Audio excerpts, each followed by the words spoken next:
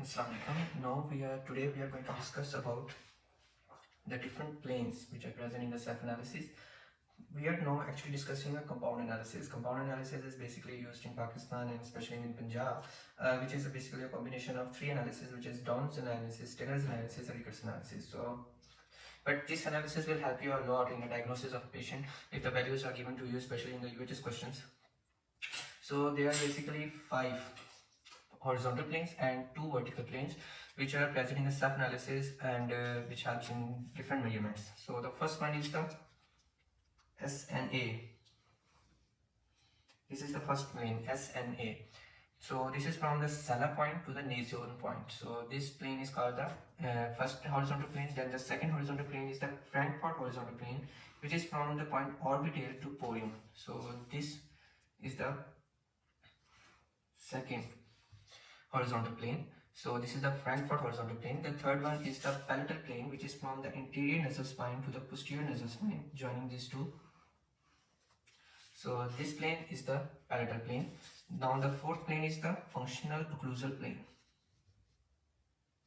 So this one is the functional occlusal plane. So there are actually 2 types of occlusal planes. The one is the anatomical occlusal plane and the second one is the functional occlusal plane. The difference between them two is that the anatomical occlusal plane actually passes between the occluding surface of the molars as well as the overlapping surface of the incisors. So it involves both the posterior as well as interior teeth. But the functional plane of occlusion is that plane which passes only through the posterior occluding surfaces. It does not include the posterior occluding, it does not include the interior overlapping incisors, because in the orthodontic patients, most of the time the interiors are mal-aligned. So we only consider the posterior occlusal plane. So the line passing through the posterior molars, occluding surface of the posterior molars, is called the functional occlusal plane.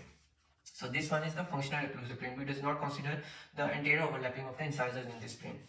Now the third one is the mandibular plane, and the mandibular plane is the tangent drawn to the outer borders of the mandible. So this is the mandibular plane, and there are actually 3 options. You can either draw it from the gonion to the gnathion, or gonion to the menton, or you can just draw tangent to the mandible, which I have drawn here, which forms the mandibular plane.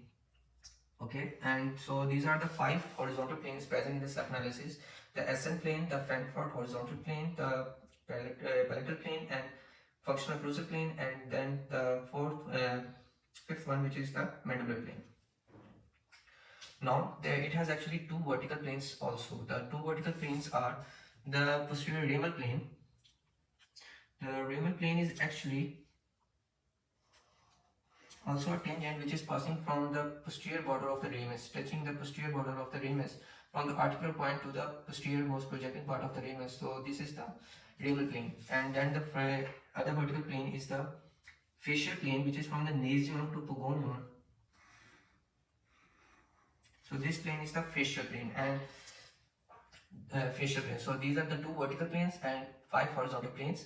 The facial plane is from the nasion to pogonion, and the point of intersection between the mandibular plane and the frontal plane is known as constructed gnathion. Constructed gnathion. So, and the posterior point where the ramal plane intersects the mandibular plane, so this point is called as constructed gonion. So these are the 2 extra points which are present in the Ceph analysis, which are not present in the anatomical landmarks, but we draw it by doing the Ceph analysis. So this is the planes, which are 5 horizontal planes and 2 vertical planes.